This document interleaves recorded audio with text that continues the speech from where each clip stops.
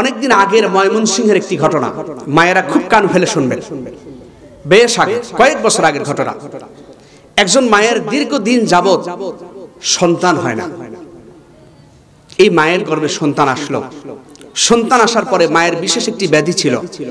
আমি খুব সামারাইজ করছি কথাটা, সংক্ষিপ্ত করে, মানে মূল সারাংশটা বলবো। শুনতেছেন না ভাই কথা?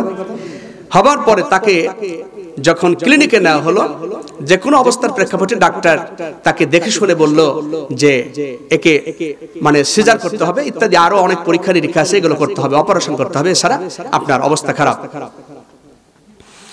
আমার ভাইয়েরা, জনম দুঃখিনী মা, কলিজার টুকরা, গর্বিত এই মাটাকে যখন সিজার করার জন্য, অপারেশন করার জন্য ওটিতে যখন নেওয়া হলো, যখন সেই রুমের মধ্যে নেওয়া হলো, আমার ভাইয়েরা, ডাক্তার বেশ পরীক্ষা নিরীক্ষা করে বাইরে এসে তার কাঁদো কাঁদো প্রাণ প্রিয় স্বামীকে ডেকে বললেন, হে আমার মুসলিম ভাই, আপনাকে যে কথা বলবো সেটা হলো, আপনি আল্লাহর উপরে তাওয়াক্কাল করুন। পরীক্ষা নিরীক্ষা করে যেটি বুঝতে পারলাম সেটি হচ্ছে, হয় আপনার অপারেশন যদি করি, এমন প্রেক্ষাপট দাঁড়িয়েছে, হয় আপনার স্ত্রী বাঁচবে আর না হয় সন্তান বাঁচবে। এর মানে হলো, সন্তানকে যদি বাঁচাতে চান স্ত্রী হারাতে হবে, আর স্ত্রীকে যদি বাঁচাতে চান সন্তান হারাতে হবে। স্বামী ডাক্তারকে বলে দিলেন। অনেক চিন্তা করে চোখের পানি দরদর করে ফেলে বললেন, আপনি অপারেশন থিয়েটার রুমে গিয়ে আমার স্ত্রীকে বুঝিয়ে আমার সন্তানটাকে চিরে জনমের মতো বিদায় করে দেন। আমার কলিজার টুকরা স্ত্রী যেন বেঁচে থাকে, কারণ জমিন যদি বেঁচে থাকে আমি আবার ফসল পাবো। কথা বলুন ঠিক না? অনেক চিন্তা করে ভেবে তিনি বললেন, আমার স্ত্রী যদি বেঁচে থাকে ইনশাআল্লাহ আবার আল্লাহ পাক চাহেন আমি সন্তানের অধিকারী হব, সন্তান আল্লাহ আমাকে দান করবেন।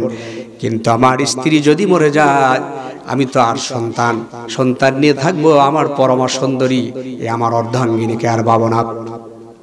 বাবা এমন বললেও ভিতরে যখন চলে গেল, মহিলা কলিজার টুকরা তার স্বামীকে ডেকে বললেন, ডাক্তারকে ডেকে বললেন, ডাক্তার আমার স্বামী বেচারা কি বলে দিল আপনাকে?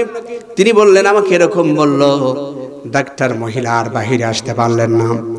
মা জনম দুঃখিনী মহিলা ডাক্তার নেই, ওনার হাত পেরে ধরে বললেন, ডাক্তার আপনি দয়া করে আর স্বামীর কাছে কাম ব্যাক করে যাবেন না। আমি আপনাকে অনুরোধ করে বলবো, শুনুন, আমার 10 মাসের অনেক বেশি কষ্টের ফসল, একটা যুগ পরে আবার গর্ভে সন্তান এসেছে, এই কলিজার টুকরা আদরের শিশু, বংশের প্রদীপ আপনি নষ্ট করে দিবেন না। আমার কাছে আপনার কাছে অনুরোধ হলো, মেহেরবানি করে দুনিয়া থেকে আমাকে, আমার সন্তানকে বাঁচাবার চেষ্টা প্রাণ করবেন। আমাকে দুনিয়া থেকে বিদায় করে দিলেও সমস্যা নাই, কারণ আমি চলে গেল আমার স্বামীর বংশের প্রদীপ আমার সন্তান যেন জ্বলজ্বল করে জ্বলতে থাকে। যুবক ভাইয়েরা, বাবা মায়ের কথা হয়তো আর যেতে পারবো না, এই প্রাম্ভিক কথার ভিতর দিয়ে তোমাদের হেদায়েতি কথা বলতে চাই। এই হলো জনম দুঃখিনী কলিজার টুকরা মা। মা কথা বলার পরে, অর্থাৎ ওই পুরুষের স্ত্রী এমন কথা যখন তিনি বললেন, বলার পরে ডাক্তার অপারেশন সাকসেস করে সন্তান দুনিয়ায় ঠিক বেঁচে গেল। ডাক্তার তার স্বামীর কাছে এসে মাথা নিচু করে দিয়ে চোখের পানি ফেলে কাঁদতেছেন, বলতেছে, দুনিয়া নারানো, দুনিয়া মজার করার মতো, দুনিয়া লড়ে চড়ে বসার মতো ট্র্যাজেডি ঘটে গেল। আপনি একটা বললেন, কিন্তু আপনার স্ত্রী অন্যটা বলার কারণে আমি দুঃখিত।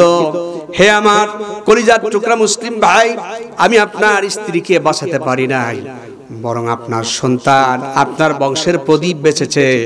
আপনার স্ত্রীর আরাধনা আর আহাজারি রোনাজারিতে বাঁচতে না পেরে বাইরে আসতে পারি নাই। দুনিয়া থেকে আপনার স্ত্রী বিদায় নিয়েছে। ইন্না লিল্লাহি ওয়া ইন্না ইলাইহি রাজিউন। আমারি মা জননী, আমারি সুখের ঠিকানা। ছিলাম আমি কি যে অসহায়,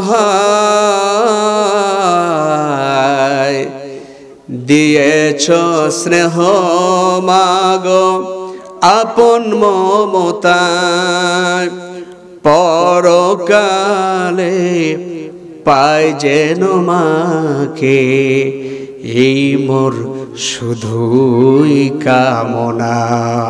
আমারি মা জননী আমারি সুখের ঠিকানা। আর একটু জোরে বলুন আল্লাহু আকবার।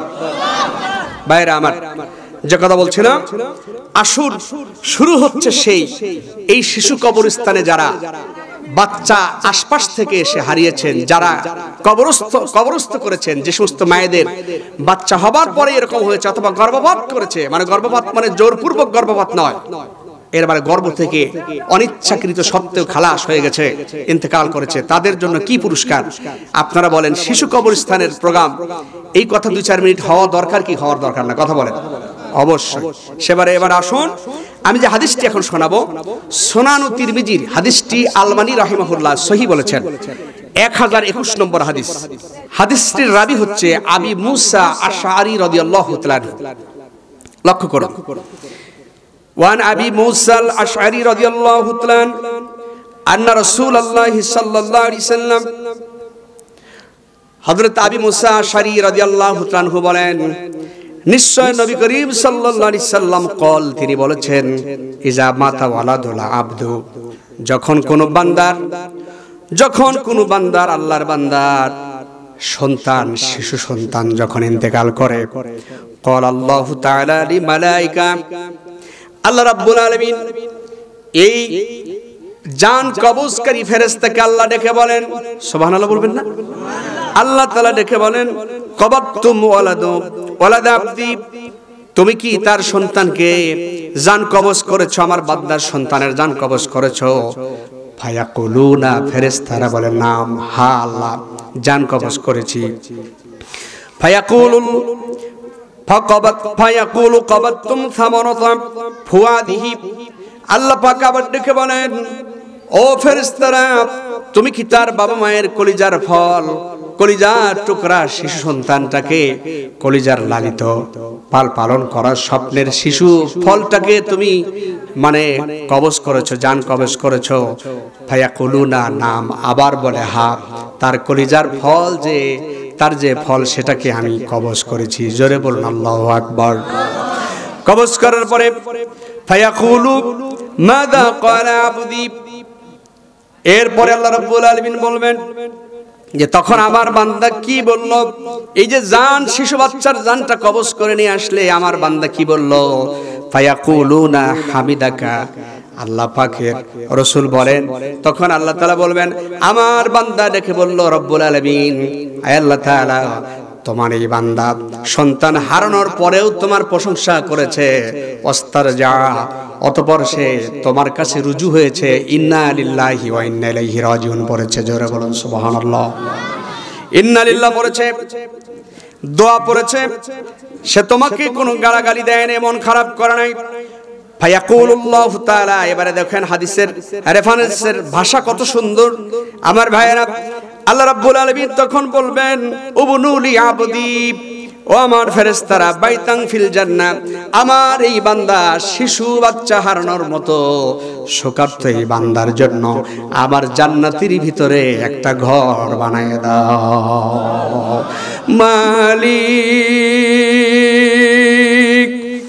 মালিক, তুমি জান্নাতে তোমার পাশে আমায় একটা ঘর বানিয়ে দিও, একটা ঘর বানিয়ে দিও।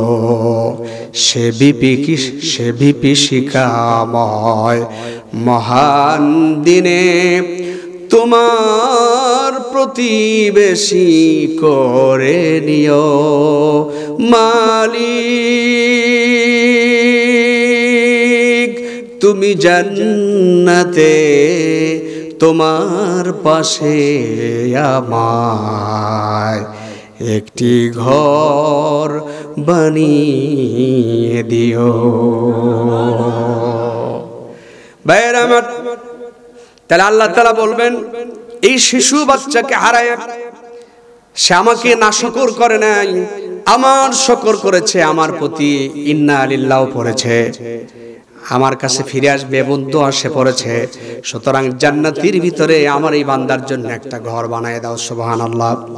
শুধু বানালেই হবে না, এবার লক্ষ্য করুন আল্লাহ পাক কি বলবেন, ওয়াসাম্মুহু বাইতুল হামদি। আল্লাহ পাক বলেন শুধু ঘর বানালেই হবে না, ঘরের নাম লিখে দাও।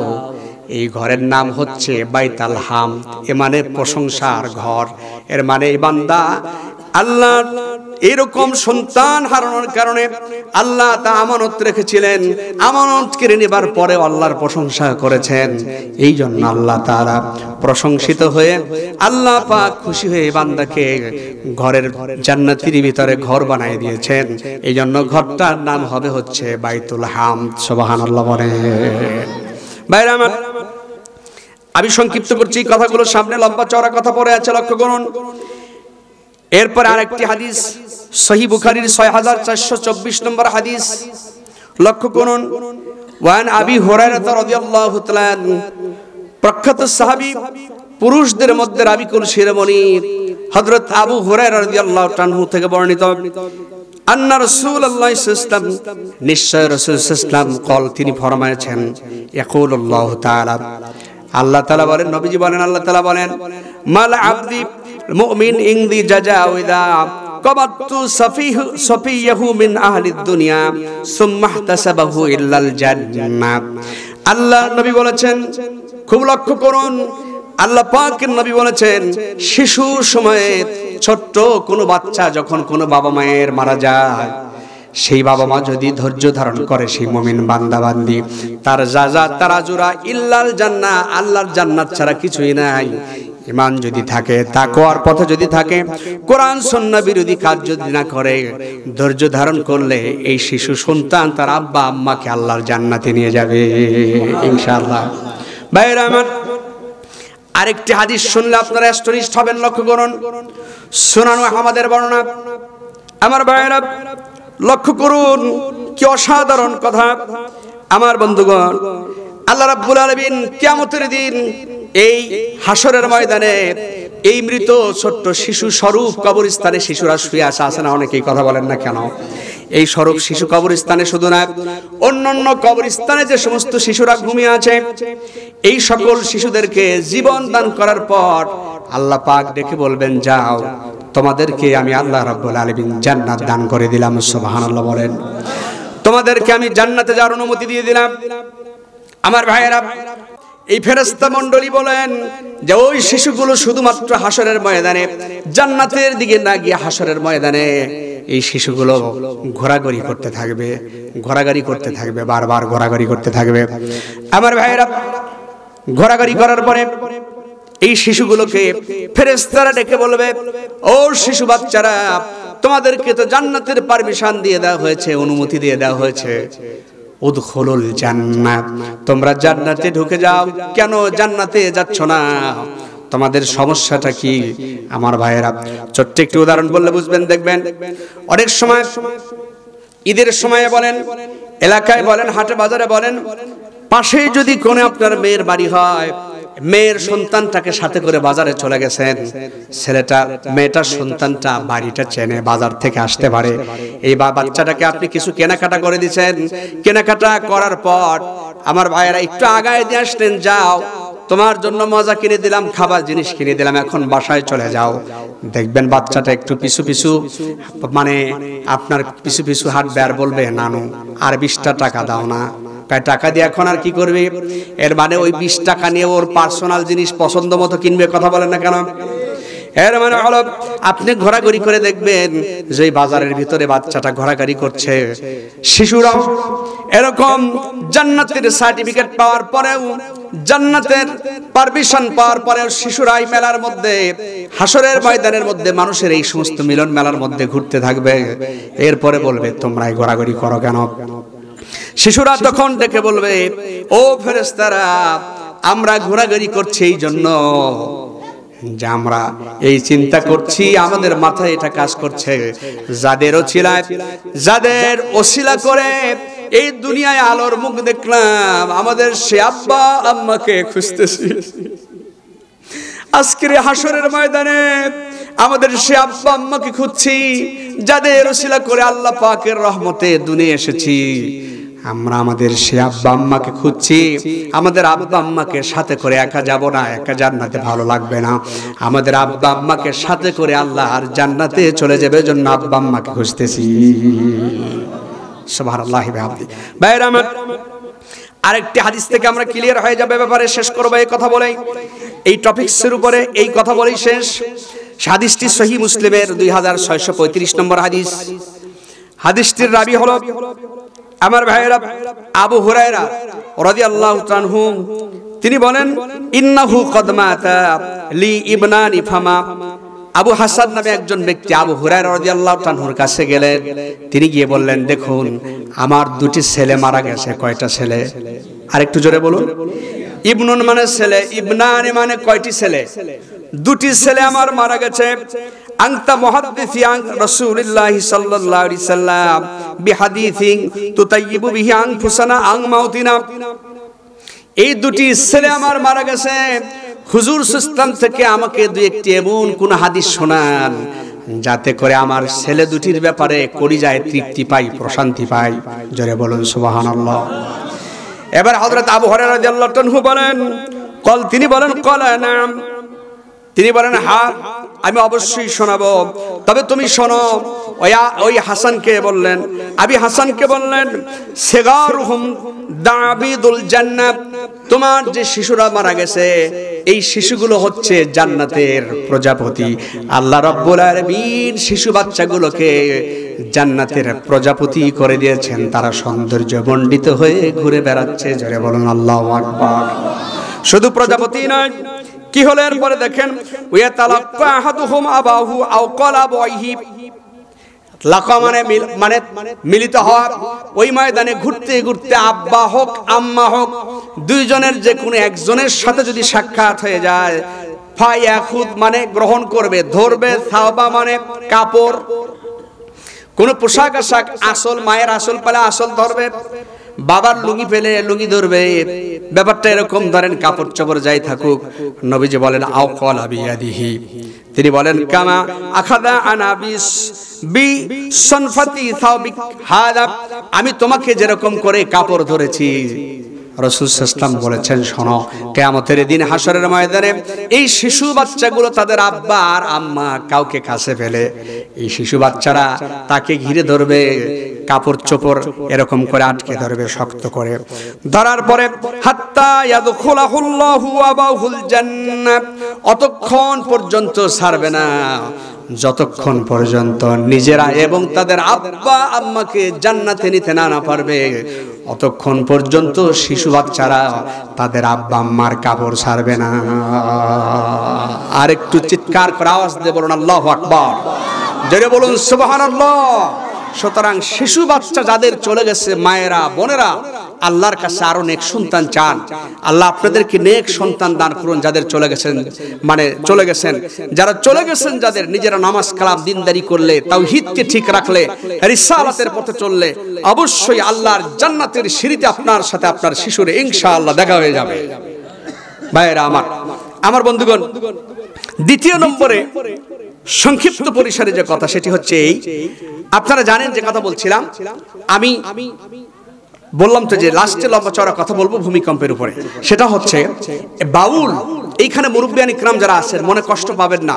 আমরা এক সময় শুনেছি, জেনেছি, গানের সেই শব্দ যদি হয় মানে রুচিহীন যদি না হয়, গানের সেই শব্দগুলো যদি বাজে না হয়, গানের সেই শব্দগুলো যদি অশ্লীল না হয়, এদেশে জারি গান, সারি গান, এদেশে ভাটিয়ালি, এদেশে ইসলামী সঙ্গীত, এরপরে বিভিন্ন প্রক্রিয়ার ভিতর দিয়ে ইসলামের খেদমত করা যায়। আর ইসলামী সংস্কৃতি কঙ্গনে ইসলামিক বিভিন্ন শিল্পী গোষ্ঠীরা এই সকল বলে আজকে গোটা জাতির চোখ খুলে দিয়েছে যে আসলেও ইসলামী সঙ্গীত দিয়েও।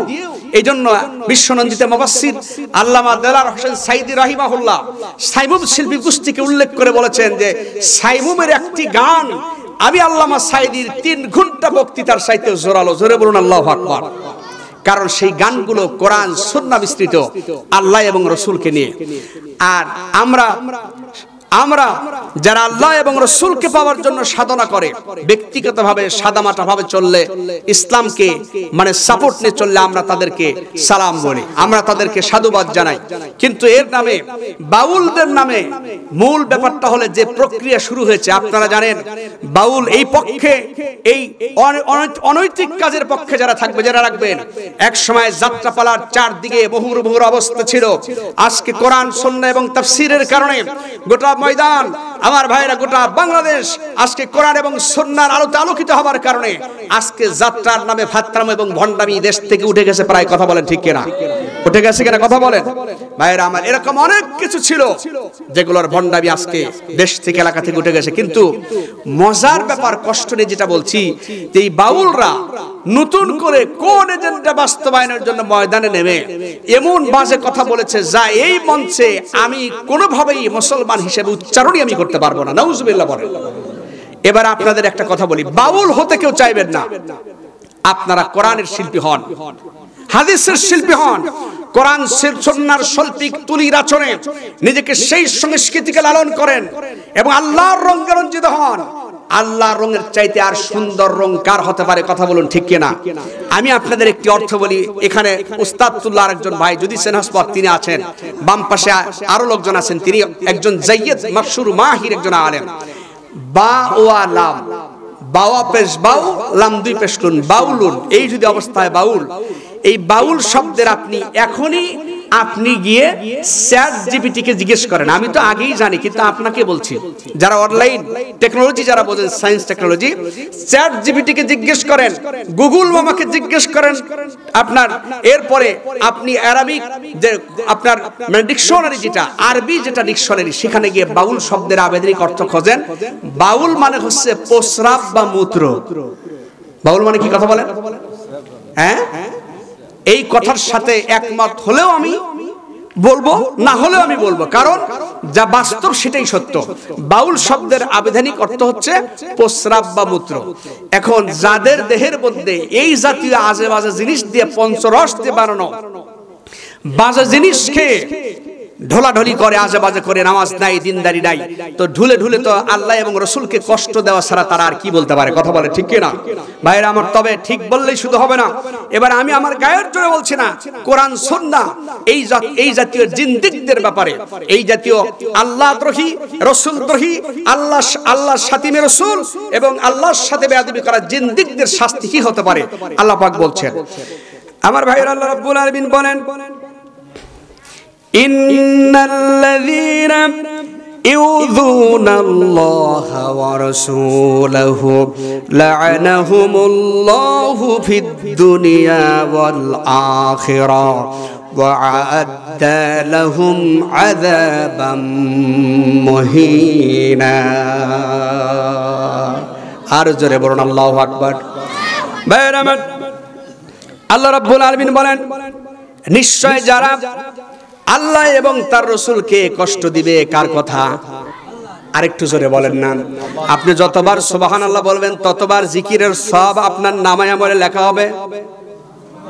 আরেকটু জোরে হবে, আরেকটু আস্তে বলেন।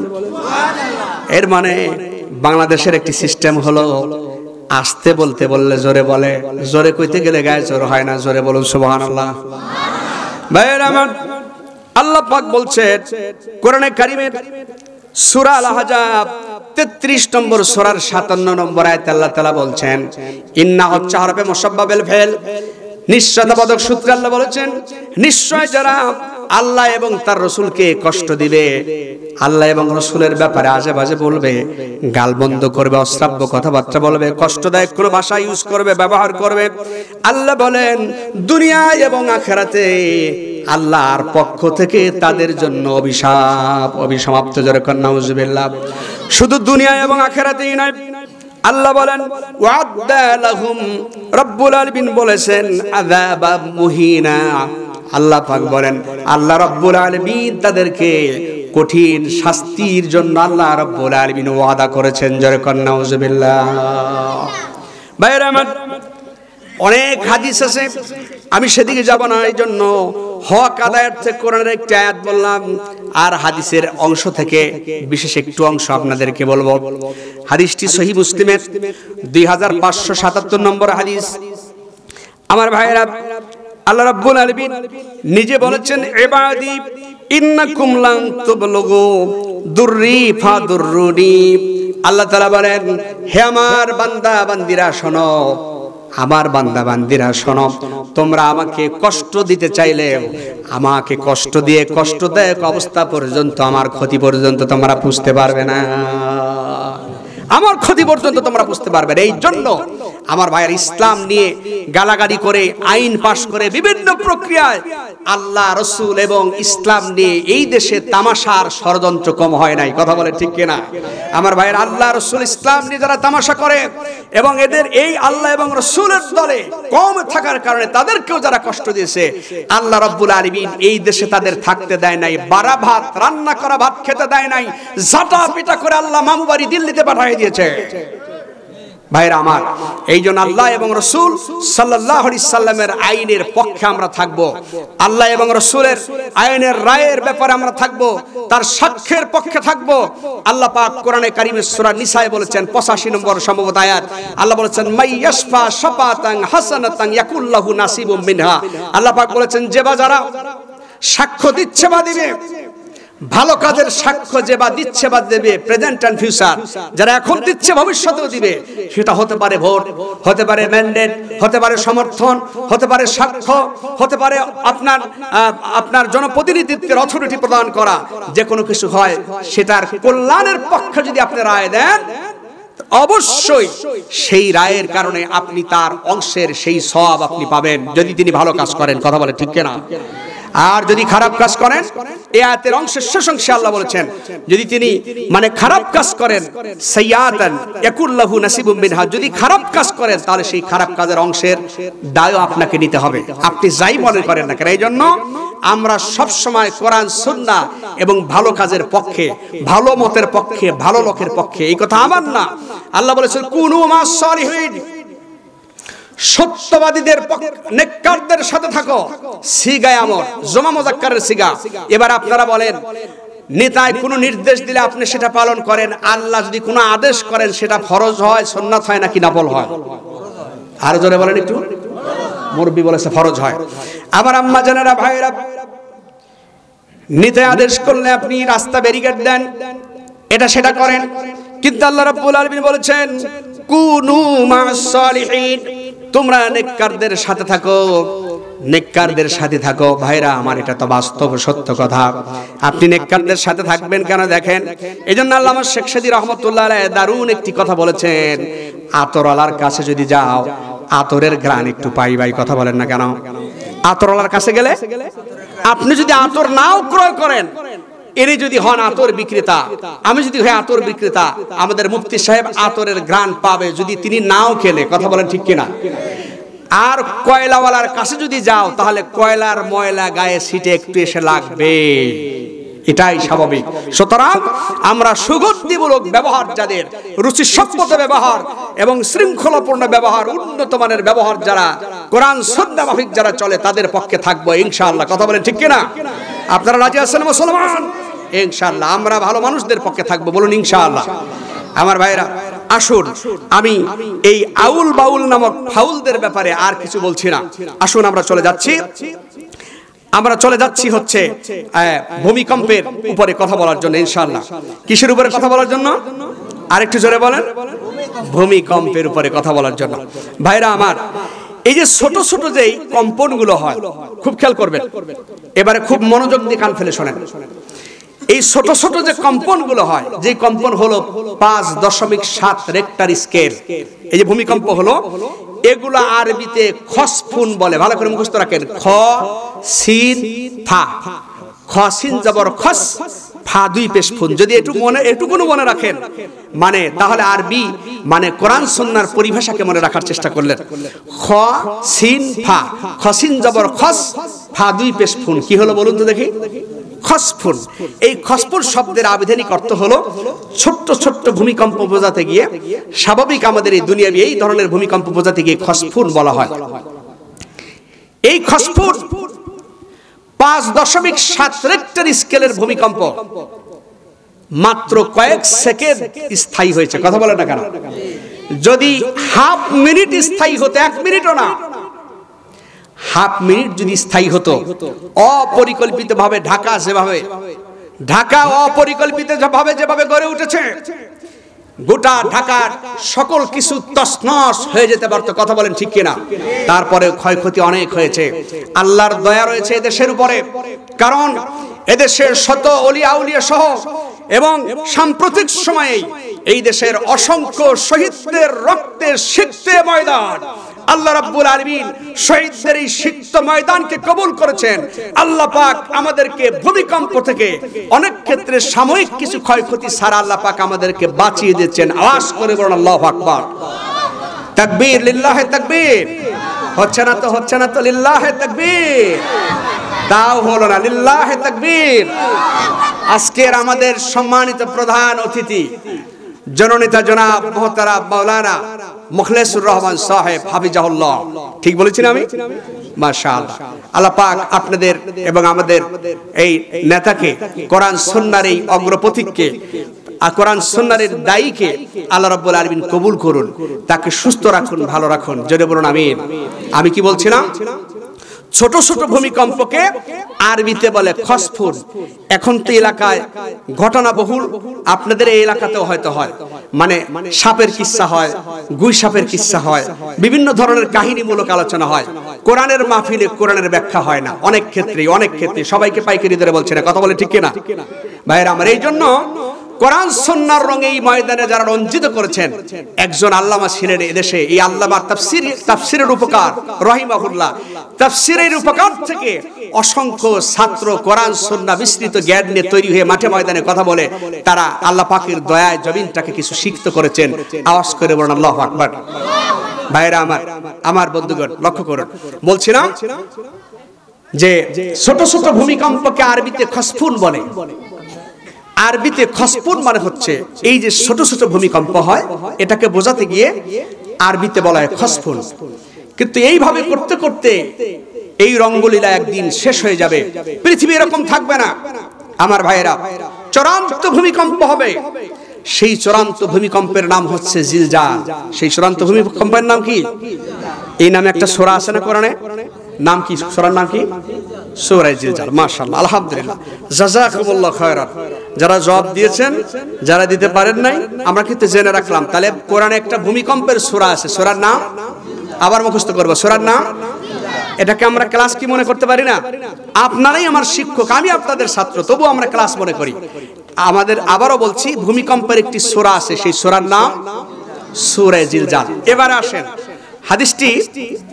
হাদিসটি খুব বেশি শক্তিশালী না, একটু ক্লিয়ার করে নিচ্ছি।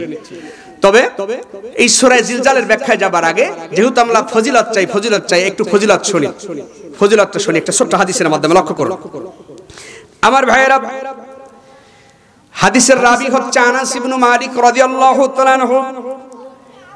قال رسول الله সাল্লাল্লাহু আলাইহি সাল্লাম, আনাস ইবনে মালিক বলেন, নবী করিম সাল্লাল্লাহু আলাইহি সাল্লাম ফরমায়েছেন, আল্লাহর নবী বলেছেন, মান করা ইজা জুলজিলাতিল আরদু জিলজালাহা, যে ব্যক্তি এই কোরআনে কারীমের এই সূরা জিলজাল যে ব্যক্তি তেলাওয়াত করবে, আদালাত লাহু বিনিসফিল কোরআন, অর্ধেক কোরআনে কারীম তেলাওয়াত করলে, 15 পারা কোরআনে কারীম তেলাওয়াত করলে যে সওয়াব হয়, আল্লাহ রাব্বুল আলামিন বান্দা বান্দির নামায় আমলে সূরা জিলজাল বুঝে পড়ে আকীদা অনুযায়ী তৈরি করলে এই পরিমাণ সওয়াব আল্লাহ পাক তার নামায় আমলে লিখে দেবে।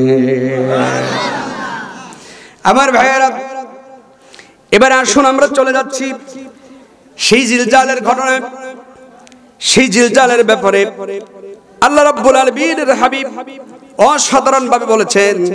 হাদিসের রাবি হচ্ছে হযরত আবু সাঈদ খুদরি রাদিয়াল্লাহু তাআলা। আমার ভাইরা, হযরত আবু সাঈদ খুদরি বলেন, তিনি বলেন ক্বাল রাসূলুল্লাহ সাল্লাল্লাহু আলাইহি সাল্লাম, রাসূল সাল্লাল্লাহু আলাইহি সাল্লাম বলেছেন, কাইফা আনআম, বলো আমি কেমনে আনন্দ করতে পারি, আমি কিভাবে আনন্দ করতে পারি। সাহিবুল করনি কদ ইত্তাকাবুল করনা, একজন সিংহওয়ালা সাথী আছে, সেই ফেরেশতার নাম কি শুনেছেন আমরা? আপনারা বলেন দেখি। সিংহওয়ালা একজন সাথী আছে, যেই সিংহওয়ালা সিংহা নিয়ে তাকম করেছেন, মানে দাঁড়িয়ে আছেন, সেই সিংহওয়ালা ইসরাফিল আলাইহিস সালাম। আল্লাহর নবী বলেন, ওয়াস্তামাল আযান মাতা ইউমারু বিন নাফখি, সেই ব্যক্তি শুধুমাত্র একটি সিংহায় ফুৎকারের আওয়াজ মানে নির্দেশ পর অপেক্ষায় আছেন, যখনই তিনি নির্দেশ পেয়ে যাবেন ফায়ানফুক, অতঃপর তিনি সিংহায় ফুৎকার দিবেন। জোরে বলুন আল্লাহু আকবার। সিংহায় যখন ফুৎকার দিবেন, ভালো করে শোনেন, ভালো করে শোনেন, এদিকে তাকান আমার ভাইয়েরা। সিংহায় যখন ফুৎকার দিবেন, আমি গতানুগতিক ওই আলোচনা করতে যাচ্ছি না, লক্ষ্য করুন। প্রথম সিংহায় ফুৎকারে সংক্ষিপ্ত করে এই কথাটুকু বলছি, আমার ভাইয়েরা আকাশের দিকে তাকান, মনটাকে একদম নরম করে দিয়ে, মনটাকে নরম করে দেন। এজন্যই মনটাকে নরম করে দিবেন, জায়াতগুলো আসবে। আরেকটি কথা আপনাদের না বলেই পারছি না আমার ভাইয়েরা। আন আব্দুল্লাহ ইবনে ওমর রাদিয়াল্লাহু তাআলা আনহুমা, হযরত আব্দুল্লাহ ইবনে ওমর রাদিয়াল্লাহু তাআলা আনহু বলেছেন, তিনি বলেন, যে ব্যক্তি আল্লাহর নবীর সাথী হযরত আব্দুল্লাহ ইবনে ওমর বলেন, কান্নাহু আয়ানদুরু, আল্লাহ রাসূল বলেছেন, মান সাররাহু আয়ানদুর ইলা ইয়াউমিল কিয়ামাহ কান্নাহু রায়াল আইন, যে ব্যক্তি নিজ চোখে কিয়ামতের দৃশ্যপট দেখতে চায়, নিজ চোখে যে ব্যক্তি কিয়ামতের দৃশ্যপট দেখতে চায়, সেজন্য চোখ বুলায় নেয়, পড়ে নেয়, তেলাওয়াত করে নেয়, ফালে ইয়াকরা ইজা শামসু কুববিরাত। আল্লাহর রাসূল বলেছেন, সেজন্য সূরা তাকবীর পড়ে, ইজা সামাউন ফাতারাত, সেজন্য সূরা ইনফিতার পড়ে, ইজা সামাউন শাক্কাত, সেজন্য সূরা ইনশিকাক পড়ে। এই সূরাগুলো পড়লে কিয়ামতের দৃশ্যপট নিজের চোখের সামনে ভেসে উঠবে। ভাইরা আমার, লক্ষ্য করুন, আমি আপনাদেরকে বোঝার মতো করে চেষ্টা করছি উপস্থাপন করার, ভালো করে খেয়াল করুন। আল্লাহ রাব্বুল আলামিন কোরআনে কারীমের ভিতরে বলেন, ওই আকাশের দিকে তাকান, নীরব নিবৃত মনে নিস্তব্ধ ভাবে আপনি ভাবতে থাকেন। আল্লাহ রাব্বুল আলামিন কোরআনে কারীমের মধ্যে বলেছেন, প্রথম ফুৎকারে ঘটনাগুলো ঘটবে। আল্লাহ বলেন, ইজাস সামাউন ফাতারাত, আল্লাহ বলেন প্রথম ফুৎকারে সকাল বেলায় রমজানের দিনে সুবহে সাদিকের সময়ে, তার আগে আপনারা সিয়াম রাখেন, রোজা রাখেন। আপনারা এই যে সিয়াম রাখেন, এই সিয়ামের রাখার সময়ে কি খান আপনারা বলেন? সকাল বেলায়, ভোর বেলায় কি খান? রাতে সেহরি খান। এই তো সুন্দর। আমি কি কথাটা বোঝাতে চাচ্ছি লক্ষ্য করেন। কিচ্ছা বললে ভালো শুনতে বুঝতে পারতেন, কিন্তু আমার এই কথাগুলো বোঝার চেষ্টা করেন একটু, নতুনত্ব অনেক কিছু পাবেন ইনশাআল্লাহ। ভাইরা আমার, সেহরি খান। সন্ধ্যাবেলায় যখন সময় হয়ে যায়, রোজা যখন পূর্ণ হয়ে যায়, আমার ভাইয়েরা, সেই সময়ে আপনারা খেজুর দিয়ে, মিষ্টি জাতীয় কোনো কিছু দিয়ে কি করেন? ইফতার করেন। সবাই একটু আওয়াজ করেন ভাইয়েরা, সবাই একটু আওয়াজ করেন। কি করেন? ইফতার। এই ইফতার শব্দের আবেদনিক অর্থ কি জানো? রোজা ভেঙে ফেলা, রোজা ভঙ্গ করা। সহজ কথা, হুজুর বলেছে রোজা কি করা? ভঙ্গ করা। ভালো করে বুঝবেন। এই ইদাস সামাউন ফাতারাত মানে হচ্ছে আকাশসমূহ, শুধু আকাশ নয়, আকাশ মণ্ডলীতে যা আছে, আকাশসমূহ, সপ্ত আকাশ, সাবআ সামাওয়াত, স্তরে তরে সাজানো যে 7 আকাশ আছে, এই 7 আকাশটাকে ভঙ্গ করে দেওয়া হবে, মানে ইফতার করে ফেলা হবে। ইজাস সামাউন ফাতারাত, আকাশ ফেটে যাবে, আকাশ চৌচির হয়ে যাবে। কার কথা? সূরা ইনফিতারে আল্লাহ বলেছেন। শুধু চৌচিরই হবে না, আল্লাহ রাব্বুল আলামিন বলেন, ওয়াইযাল কাওয়াকিবুন তাসারাত, শুধু চৌচির হবে না, আকাশে যে সমস্ত নক্ষত্রপুঞ্জ আছে, গ্রহণপুঞ্জ আছে, সবকিছু বিক্ষিপ্ত দানার ন্যায় বিক্ষিপ্তভাবে খুলে খুলে পড়তে থাকবে। আবার ভাইরা একটু ভালো করে চোখ লাগান, কাহিনী বহু শুনেছেন আমার ভাইরা, কিচ্ছা বহু শুনেছেন, শুধু এই ট্র্যাজেডিটা মনে করেন যে এখান থেকে আর বের হতে পারলেন না। আকাশ চোখ বুঝে খালি একটা ভাবেন, আকাশ ভেঙে পড়ছে ঠাস ঠাস করে, আর গ্রহণপুঞ্জ সবকিছু আমার ভাইরা খসে খসে পড়ছে, তসবি দানা থেকে খুলে গেলে যেরকম পরে খসে পড়ে এরকম হচ্ছে। শুধু এটাই হচ্ছে না আমার বন্ধুগণ, আকাশে যেই সূর্য আছে, এই সূর্য মামার ব্যাপারে আল্লাহ রাব্বুল আলামিন কোরআনে কারিমে অসাধারণ ভাবে সূর্যের ব্যাপারে আল্লাহ তাআলা বলেছেন। কি বলেছেন আল্লাহ রাব্বুল আলামিন? আমার ভাইয়েরা, সূর্যের ব্যাপারে আল্লাহ সুবহানাহু ওয়া তাআলা দারুণ করে চমৎকার করে বলেছেন। সূর্যটাকে ধরে কোথায় নিক্ষেপ করা হবে সে কথাও মানে হাদিসে আসছে, সে কথাও আপনাদের বলবো। ভাইরা আমার, শুধু একটু লক্ষ্য করুন, আকাশ ভেঙে গেল, আকাশ চৌচির হয়ে গেল, সব নক্ষত্রপুঞ্জ খসে খসে পড়ছে। খসে খসে পড়ার পরে আমার ভাইরা এই ফুৎকারের কাণ্ডে এবারে জমিনের দিকে তাকান, জমিনের অবস্থাটা কি হবে সেই কথাটাই আজকের আমার সাবজেক্ট। আল্লাহ রাব্বুল আলামিন কোরআনে কারীমের মধ্যে বলেন, ইযা জুলজিলাতিল আরদু জিলজালাহা ওয়া আখরাজাতিল আরদু আথকালাহা। জোরে বলুন আল্লাহু আকবার। আল্লাহ পাক বলেন প্রচন্ড ভূমিকম্প হবে, ওই ভূমিকম্পে জিলজালে প্রকম্পিত করে ফেলা হবে জমিনকে। যখন ধরে ঝাঁকুনির পর ঝাঁকুনি দেওয়া হবে, আল্লাহ রাব্বুল আলামিন বলেন শুধু ঝাঁকুনি দেওয়া হবে না, জমিন ঝাঁকুনি দেওয়ার পরে জমিনকে ব্যালেন্স ঠিক রাখা হয়েছে। সূরা নাবায় আল্লাহ বলেছেন, ওয়াল জিবালা আওতাদা, পাহাড়গুলোকে আমি পেরেকের মতো গেড়ে দিয়েছি যাতে করে জমিনের ভারসাম্যতা ধরে রাখতে পারে। পেরেকের মতো আরো বলেন, ওয়াসুইরাতিল জিবালু ফাকানাত সারাবা, সেদিন পাহাড়গুলোকে যখন মানে চলমান করে দেওয়া হবে, পাহাড়গুলো চলতে থাকবে, এক জায়গায় স্থির থাকবে না। আল্লাহ সূরা কারিয়ার ভিতরে বলেছেন 5 নম্বর আয়াতে আল্লাহ বলেছেন, সূরা কারিয়ার আল্লাহ তাআলা বলেন, ওয়া তাকুনুল জিবালু কাল ইহনিল মানফুস, সেদিন সব আল্লাহ পাক বলেন পাহাড়গুলো ধ্বনিত তোলার পশমের মতো করে উঠতে থাকবে। একদিকে এবারে ট্র্যাজেডিটা তাকান, উপর দিকে আকাশ ভেঙে খসে পড়ছে, মানে আওয়াজ হচ্ছে, চারদিক থেকে বিক্ষিপ্ত ধূলিকণার মতো করে খসে পড়তেছে। এদিক থেকে পাহাড়গুলোকে চলমান করে দেওয়া হলো, জমিন কাঁপতেছে। অবস্থা কেমন হতে পারে এবারে মাথায় রাখেন ভাইয়েরা আমার বন্ধুগণ, আমার আম্মা জানারা, বাবু জানারা, শুধু এই দুটি জিনিস এরকম হচ্ছে না, আরেকটি জিনিসের কথা তো না বলেই পাচ্ছি না। এই পৃথিবীর আমরা জানি 4 ভাগের মধ্যে 3 ভাগ হচ্ছে জলভূমি, 3 ভাগ হচ্ছে হলো পানি, 1 ভাগ হলো কি কথা বলেন ভূমি। আমরা মনে করি বা বলে থাকি, আমরা জেনে থাকি আমার ভাইরা, এই যে 1 ভাগ মানে ভূমি আর 3 ভাগ পানি, সাগর আমার ভাইরা, হাওর বাওর খাল বিল। আল্লাহ রাব্বুল আলামিন কোরআনে কারীমের ভিতরে বলেছেন, মারাজাল বাহরাইনি ইয়ালতাকিয়ান বাইনাহুমা বারযাখুল লা ইয়াবগিয়ান। রাব্বুল আলামিন বলেন 2 পাশের সাগরটাকে মিঠা পানি আর লবণাক্ত পানির মাঝে দুর্ভেদ্য আড়াল দিয়ে রেখেছি। আল্লাহ পাক বলেন একটা আরেকটার সাথে মেশে না। রব্বুল আলামিন বলেছেন এগুলো আমার দয়া করে, আমার পক্ষ থেকে কুদরত। জোরে বলুন সুবহানাল্লাহ। ভাইরা শুধু তাই না, এবারে আল্লাহ রাব্বুল আলামিন সূরা ফুরকানের 53 নম্বর আয়াতে বলেছেন, ওয়াহুয়াল্লাযী মারাজাল বাহরাইনি হাযা আযবুন ফুরাত ওয়া হাযা মিলহুন উজাজ ওয়া জাআলা বাইনাহুমা বারযাখা ওয়া হিজরাম মাহজুরা। আল্লাহ বলেন তিনি সেই মহান সত্তা যিনি সাগরের এক পাশের পানিকে লবণাক্ত করেছেন, এক পাশের পানিকে মিঠা করেছেন। কিন্তু লবণাক্ত আর মিঠা পানি একই সাথে মিশে থাকে ঠিক, দুর্ভেদ্য একটি আড়াল আল্লাহ দিয়ে রেখেছেন, একটি প্রাচীর, কুদরতি প্রাচীর দিয়ে রেখেছেন। মিঠা পানির সাথে লবণাক্ত পানি মেশে না, কোনোদিন মেশে না। কিন্তু সেদিন যেদিন প্রকম্পিত হবে জমিন, সেদিন আর এরকম থাকবে না।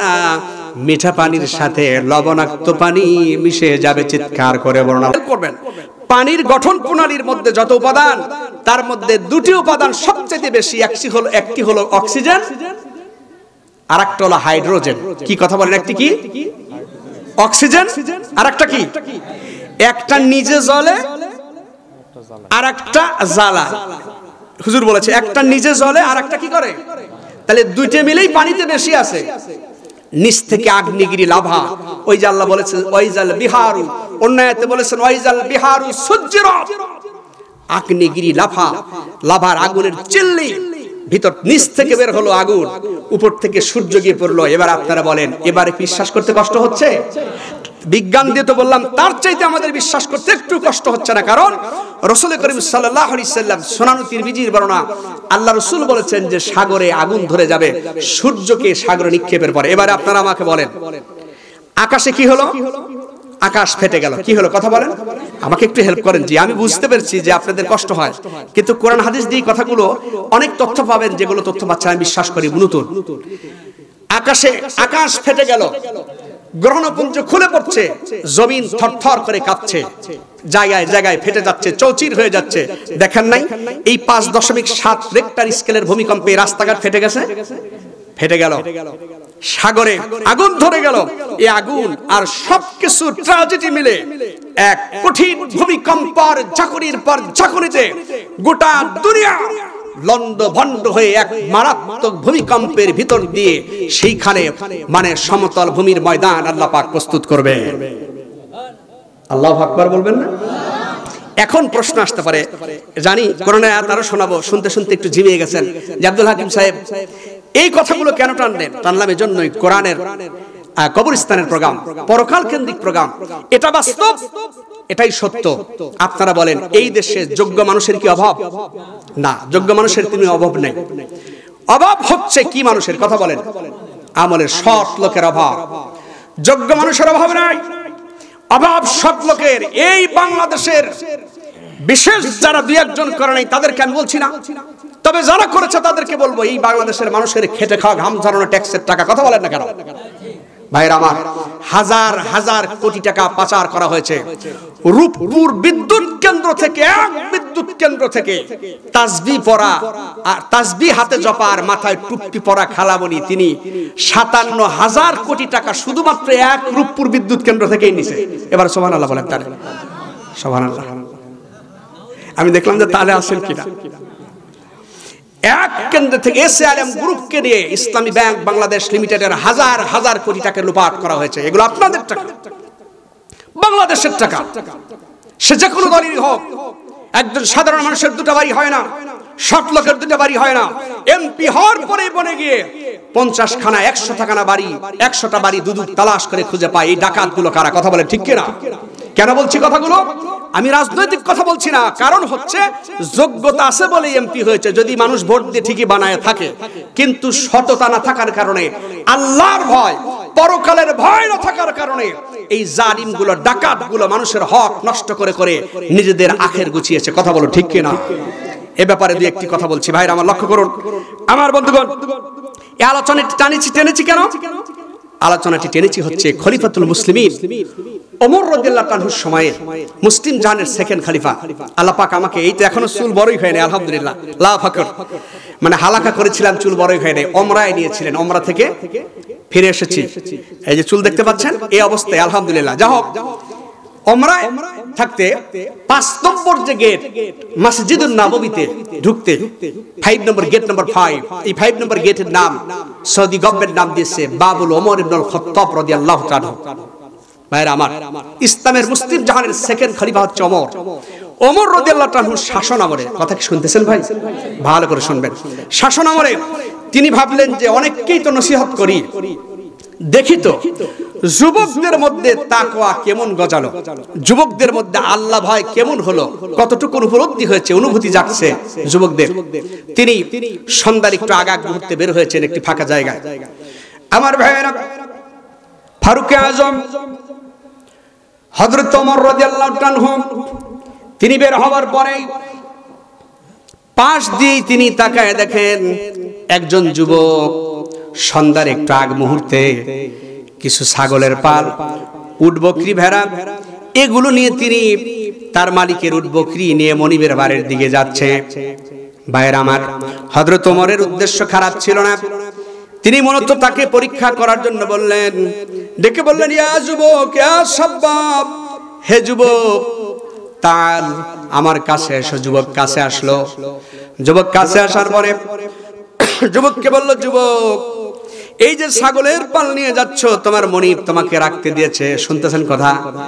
ভাইয়ের আমার, তিনি বলেন, যুবক শোনো, এই ছাগলের পালের ভিতর থেকে আসো না একটা ছাগল, আসো জবে করে আমরা ভাগাভাগি করে নেই। আর তোমার মনিব যদি জিজ্ঞেস করে, তোমার মানে মুরব্বী যদি তোমার গ্রাস্ত জিজ্ঞেস করে, তাহলে বলবে যে খেয়ে ফেলেছে, নেকড়ে খেয়ে ফেলেছে, ধরে নিয়ে গেছে। এর মানে মিথ্যা শেখাচ্ছে ব্যাপারটা তা নয়, শুধু পরীক্ষা করার জন্য বলেছে। যুবক বললেন কি, আমিরুল মুমিনিন ওমর রাদিয়াল্লাহু আনহুকে চিনতে পারে নাই। আমার ভাইরা, আপনাদের এই জনতাকে বলছি, বিশাল জনতাকে বলছি, লক্ষ্য করুন, হযরত ওমর রাদিয়াল্লাহু আনহু তিনি এই কথা বলতে না বলতে যুবক তখন তার হাতে যেই মানে ছড়ি ছিল, সেই ছড়া দিয়েও যুবক রাগে গড়গড় করতে করতে ছাগলের পাল, উট বকরিগুলো তারাই নিচ্ছে। আর বড় বড় চোখ করে ওমর রাদিয়াল্লাহু আনহুর দিকে তাকায় বলতেছে, হে আগন্তুক, হে পথিক, আমি আপনাকে চিনি না। আপনি কে আমি চিনি না, জানি না, আমার সাথে কেউ নেই, আমি একা বলে কোনো কিছু বলতে পারলাম না। তবে শুনুন, আপনি আমাকে যে প্রস্তাব দিয়েছেন, এই ছাগলের পাল থেকে আমার মনিবকে না জানিয়ে আমি যদি ছাগল জবে করে অর্ধেক ভাগাভাগি করে নিয়ে যাই, তামাম দুনিয়ার কোন চক্ষু কেউ না দেখলেও, যার ঘুম নাই, যার তন্দ্রা নাই, সেই মহান আল্লাহ রাব্বুল আলামিনের চক্ষু আর হাসরের ময়দানকে তো আমি ফাঁকি দিতে পারি না। ভাইয়েরা আমার, এই টেন্ডেন্সি, এই উপলব্ধি, এই চিন্তা চেতনা আমার দেশের নেতা নেত্রীগুলোর মধ্যে যদি থাকতো, তাহলে আমার বন্ধুগণ, তাহলে রডের পরিবর্তে আর ব্রিজে বাঁশ ঢুকতো না। কথা বলেন না কেন? আমার ভাই, রাস্তাঘাটে রডের পরিবর্তে আর বাঁশ ঢুকতো না। বিভিন্ন দালান কোঠা নির্মাণের শেষ হওয়ার আগেই, মানে সেটাকে প্রলেপ দেওয়ার আগেই খসে পড়তো না। সে যে কোনো দলের হলেই দুর্নীতিবাজের ব্যাপারে, টেন্ডার বা সন্ত্রাসীদের সাথে মুসলমানদের কোনো আপোষ নেই। আমার ভাইয়েরা, লক্ষ্য করুন, আমার বন্ধুগণ, আরেকটি গুরুত্বপূর্ণ কথা বিশাল জনতাকে বলছি, সম্মানিত ভাইয়েরা, ভালো করে লক্ষ্য করুন। ওই ফারুক আজম রাদিয়াল্লাহু আনহুর জামানায় আরেকটি কাণ্ড ঘটলো। আতর এসেছে, সুগন্ধি এসেছে আমার ভাইয়েরা, কারণ সুগন্ধি খুব প্রিয় জিনিস। আমার ভাইয়েরা, হযরত কিছুক্ষণ আগে বলতেছিলেন, সুগন্ধি আমরা মানে কিনে কিনে মানুষকে হাদিয়া দিতাম বিভিন্ন উপায়ে। হাদিয়া দিলে মহব্বত বাড়ে না কমে? জোরে বলেন, হাদিয়া দিলে মহব্বত বাড়ে না কমে? আমার বন্ধুগণ, বাইতুল মালে আতর এসেছে, কারণ খলিফা হচ্ছেন ওমর রাদিয়াল্লাহু আনহু। আতর এসেছে বাইতুল মালে, সাহাবীরা আতরের ড্রাম খুলতে গেল, হযরত ওমর রাদিয়াল্লাহু আনহু, শুনতেছেন কথা ভাইরা আমার, একটা রুমাল বের করে আমিরুল মুমিনিন হযরত ওমর রাদিয়াল্লাহু আনহু তিনি একটা রুমাল বের করে নাকের সাথে চেপে ধরলেন। জোরে বলুন, আর জোরে বলুন সুবহানাল্লাহ। নাকের সাথে চেপে ধরার পরে এবার লোকেরা ডেকে বললেন, হে আমিরুল মুমিনিন, সুগন্ধিত নবীজির প্রিয় জিনিস, কারণ আল্লাহর নবী মুহাম্মদ সাল্লাল্লাহু আলাইহি সাল্লাম, নবী মুহাম্মদ সাল্লাল্লাহু আলাইহি সাল্লাম তিনি বলেছেন, আমার কাছে আল্লাহর নবী মুহাম্মদ সাল্লাল্লাহু আলাইহি সাল্লাম তিনি বলেছেন, রাসূল করিম সাল্লাল্লাহু আলাইহি সাল্লাম বলেছেন, আমার কাছে সবচাইতে প্রিয় তিনটি জিনিস। কয়টি জিনিস প্রিয়? ভালো যা সব প্রিয়, তার মধ্যে তিনটা জিনিস সবচাইতে বেশি প্রিয় নবীজির কাছে। তার মধ্যে একটি হলো প্রশান্তি যুগল নামাজ, মানে চোখ জোড়ানো নামাজ। এর মানে হলো যেই সালাত, যেই নামাজ ধীর স্থির ভাবে ক্লাসের সাথে পড়লে, তৃপ্তি বোধ করে পড়লে আত্মা জুড়িয়ে যায়। এর মানে হলো চোখ জোড়ানো নামাজ ছিলেন মুহাম্মদ সাল্লাল্লাহু আলাইহি ওয়াসাল্লামের কাছে সবচাইতে বেশি প্রিয়। সুবহানাল্লাহ বলেন। আর আমাদের নামাজ কালাম হলো, আমি সত্য একটি কথা না বলেই পারছি না, নামাজ কালাম হলো এক মানে সিজদা থেকে আরেক সিজদায় সোজা হয়ে বসা, সমপরিমাণ বসা। একটা হলো তাদিল আরকান ওয়াজিব। আপনি যদি গুবগুব মেরে দেন তাদিল আরকানের খেলাপ করলেন, আপনি যদি নামাজ ফাসেদ হয়ে যাবে, যদি আপনি ওয়াজিব ছুটে যাওয়ার কারণে সিজদায় সাহু না দেন। এমনও মুসল্লি আমি দেখেছি সিজদায় চলে যায়, সোজা হয়ে বসার আগে আরেকটা মেরে দেয়, যা আশাই লাগবে না, কাম সাইডে থুয়ে যায়। কথা বলেন না কেন? আবার এমনও মুসল্লি দেখেছি রুকু থেকে তাদিল আরকান করে তিনি সোজা হয়ে দাঁড়ান না, বাঁকা হওয়ার আগে আবার চলে যান সিজদায়। না ভাইরা, আবার আপনাকে সোজা হয়ে দাঁড়াতে হবে। ব্যাপারে অনেক কথা ছিল, সেদিকে যাচ্ছে না। তাহলে প্রশান্তিদায়ক নামাজ, প্রশান্তিদায়ক নামাজ, তৃপ্তিদায়ক দাদায়ক নামাজ। ভাইরা আমার, আরেকটি হলো, লক্ষ্য করুন, আরেকটি হলো নিজ বিবাহিত স্ত্রী। কি নিজ বিবাহিত স্ত্রী নবীজির কাছে প্রিয় ছিল, নম্বর 2। 3 নম্বর হলো আল্লাহর নবী মুহাম্মদ সাল্লাল্লাহু আলাইহি ওয়াসাল্লাম। এই 2 এর পরে 3 নম্বর তিনি তার কাছে প্রিয় ছিল, রাসূল সাল্লাল্লাহু আলাইহি ওয়াসাল্লামের কাছে সুগন্ধি। আল্লাহর নবী সাল্লাল্লাহু আলাইহি ওয়াসাল্লাম সুগন্ধি প্রিয় মনে করতেন। এখন মক্কা মদিনার মানুষগুলো সুগন্ধির জন্য ওরা ওদের দেশীয় বিভিন্ন প্রক্রিয়ায় প্রত্যেক দোকানিতে যাবেন, সেখানে দেখবেন তারা সুগন্ধি মানে বিশেষ প্রক্রিয়ার মধ্যে সুগন্ধির ব্যবস্থা করেছে। আর আমাদের দেশে সুগন্ধির একটা ব্যবস্থা, আপনারা মাফ করবেন, কিছু মনে নেবেন না, কথাটা বলবোই, বলবো নাকি? বলবোই ভাইরা আমার। এবারে বলেন, আমাদের দেশে সুগন্ধির ব্যবস্থা হয়, সুগন্ধি আতর ব্যবহার করবেন, আতর ব্যবহার করবেন, কিন্তু এই যে আগরবাতি আছে না নাই? কথা বলেন না কেন? 2টি কথা বলবো, যদি আপনারা বিবেক থাকে নামার পরে প্রশ্ন করবেন, বাঁকা ভাবে নেবেন না। একটি কথা হলো, আগরবাতির খাপের উপরে অনেক সময় মানুষের ছবি, কোম্পানির মালিকের ছবি থাকে কি থাকে না? কথা বলেন না কেন? থাকে কি না?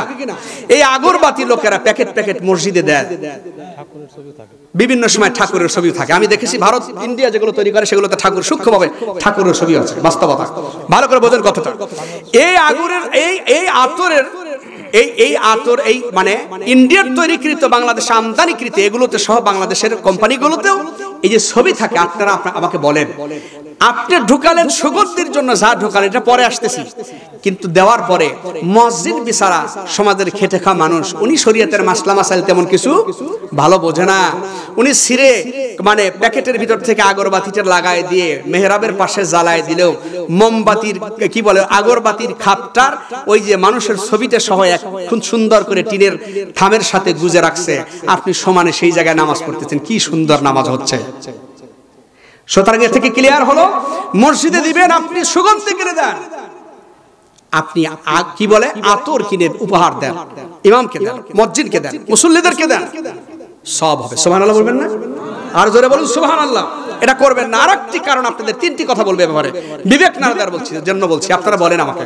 এই আগরবাতি যিনি নামাজ একেবারেই পড়ে না, তাকেও আমি দেখেছি নামাজ কালামের ধারও ধারে না, নামাজের কথা শুনতে পারে না, এমন মানুষকে দেখেছি আগরবাতি জ্বালায়া ক্যাশ বাক্সের কাছে গিয়ে বিসমিল্লাহ কয় না, কিন্তু আগরবাতির ধুয়ো দিয়ে খালি সমানে এরকম এরকম করে নাড়াচাড়া করে। কথা বলে না কেন? কথা বলেন না কেন? কিন্তু মুসলমানের শুরুই হবে হচ্ছে সকালবেলা সূরা ওয়াকিয়া তেলাওয়াত করে আপনি বুঝে বাসা থেকে বের হবেন বিসমিল্লাহ আমানতু বিল্লাহ তাওয়াক্কালতু আলাল্লাহ, দোয়া পড়ে বের হয়ে আপনি তালাটা খুলবেন বিসমিল্লাহ বলে, আপনি ক্যাশ বাক্স খুলবেন বিসমিল্লাহ বলবেন, বারাকা দিবেন কে? আর জোরে বলেন, বরকত দিবেন কে? এই আগরবাতির ধোঁয়া উড়ায়া কোনো লাভ হবে না, কোনো লাভ নেই, এগুলো কিছুই বয়ে আনবে না, শুধু আপনার গুনাহ হবে। দোয়া কালাম নাই, নামাজ কালাম নাই, আপনি আগরবাতি ধোয়া করলেন। আরেকটি যুক্তি আপনাকে দেখাচ্ছি, আপনাদের চোখে দেখা যুক্তি দেখেন। এই আগরবাতি শুধু কি মসজিদেই জ্বলে নাকি মন্দিরেও দেয়? দেয় না বাবুজি? কথা বলেন, মন্দিরে দেয় কিনা? তাহলে তো এত ধর্ম নিরপেক্ষ, এর তো কোনো সিস্টেমই নাই। কেমন? মন্দিরে দেয়। শুধু মন্দির না, আমি ছোট সময়ে জোয়ার পরকেও দিতে দেখছি। এখনো দেয় ভাই না? এখনো দেয়, শুকরিয়া আপনাকে, এখনো দেয়, এখনো জোয়ার মঞ্চে দেয়। সুতরাং আবার মানুষ মারা গেলে দেয়। এখন সুতরাং আমি বলবো, আপনি এই কাজগুলো যে করবেন, আমি কিন্তু সুগন্ধির ব্যাপারে নিষেধ করি। একদিকে আগুন জ্বলছে, এই কাজ করছেন, আপনি দেন, কিন্তু সেখানে আপনি সুগন্ধি দেন, সুগন্ধি দেন। সুগন্ধি আপনি মসজিদগুলোতে দিয়ে, মক্কা মদিনায় আহারে সুগন্ধি দিয়ে দিয়ে হাজর আসওয়াদে যারা দায়িত্বরত পুলিশ, আহারে যারা হাজর আসওয়াদের পরিষ্কার পরিচ্ছন্ন নাজাফাতে যারা দায়িত্বে আছে, খেদমাতের যারা দায়িত্বে আছে, আমার কাছে মনে হচ্ছে কথা বলে মক্কা এবং মদিনার 100 ভাগের মধ্যে 50-এরও বেশি হবে হচ্ছে মক্কা মদিনায় বাংলাদেশি মানুষেরা সেবক হিসেবে আসে। সুবহানাল্লাহ বলেন। সেখানে গিয়ে দেখেন 10,000 সাহাবীর কবর জান্নাতুল বাকিতে। হজে যারা গেছেন তারা জানেন 10,000 সাহাবীর কবর।